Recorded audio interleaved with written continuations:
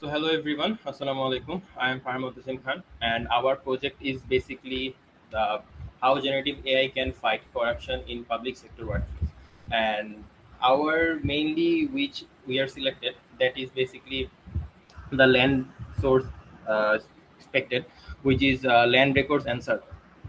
So if we talk about firstly, our first slide is basically that the TCL office isn't just a paperwork, it manages land ownership, mutations, transfers, and record corrections.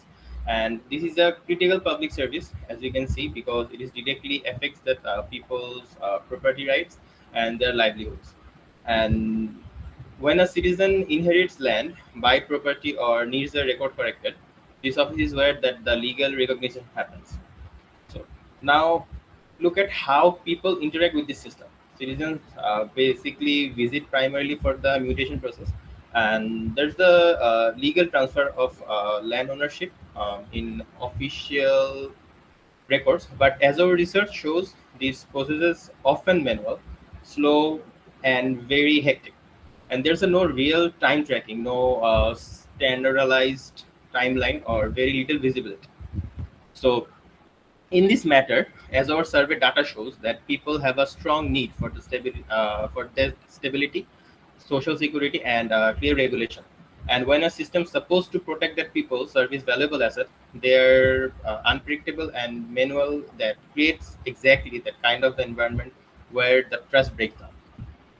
And after that slide, if we can see, that next slide shows that we created here the four charts, and the first chart is basically the documents which are the missing as a pretext.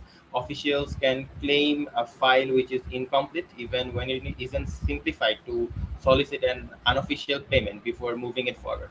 And the second chart is basically delays as leverage, and applications can sit pending for weeks or even go for years with no explanations, and citizens end up paying bribes just to expedite something that should move on to its own timeline.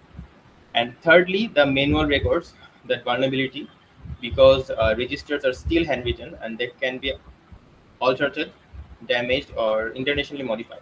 And there's no often to way to what should I say to there is no way to trace that who made or change or often, or who that did actually. And lastly, that fraudulent ownership, weak verification means that fake documents competing the ownership claims, and fraudulent approvals may happen because there's a no cross-checking system in this process.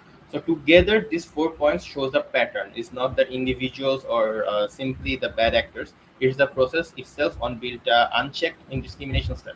So that's all about my part. The second part will continue by other team of Santiago. Thank you.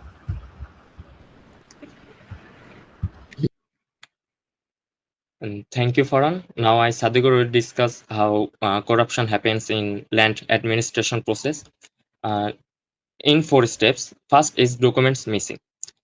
Sometimes applicants may missing for weeks or days. Officials may claim files are not complete. That's why they are force citizens to pay extra fare. Next is delays as leverage. Pending applications can remain for weeks. And some people offer bribes so that their papers go smoothly and easily. Third is fraudulent ownership.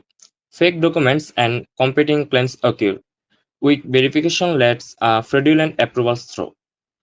Last but not the least, manual records vulnerability. Handwritten registers can be altered, damaged, or intentionally modified. Next is evidence.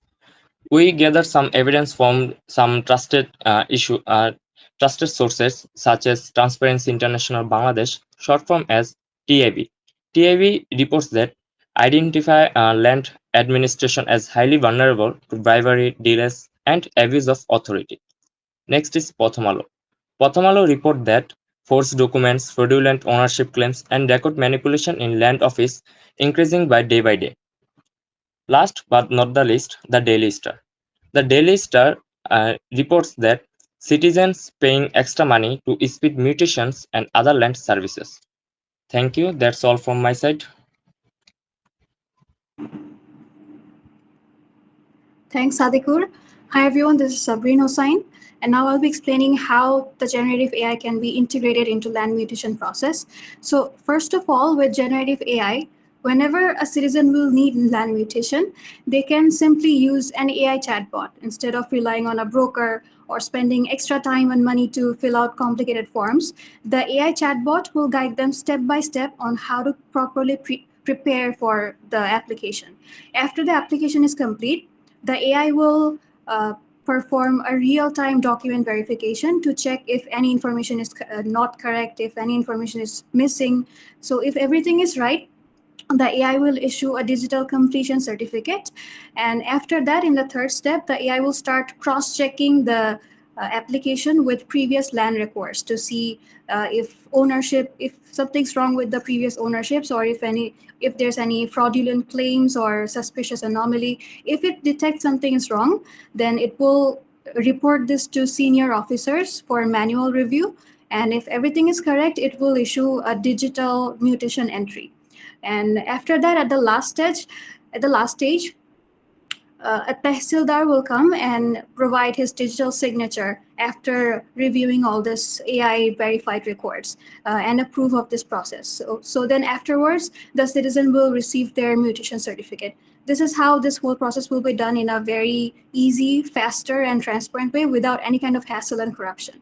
Thank you. The next part will be presented by Shohak.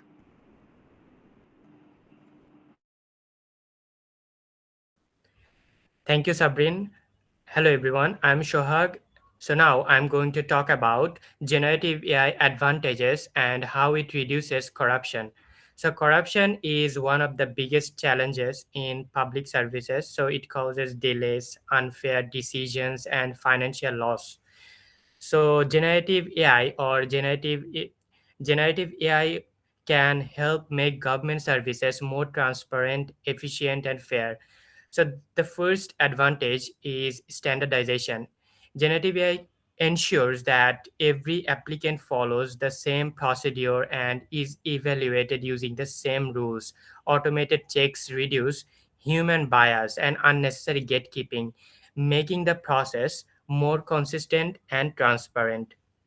Second one is red flag extraction. So generative AI can analyze applications and historical records to identify suspicious patterns, unusual activities, or missing information.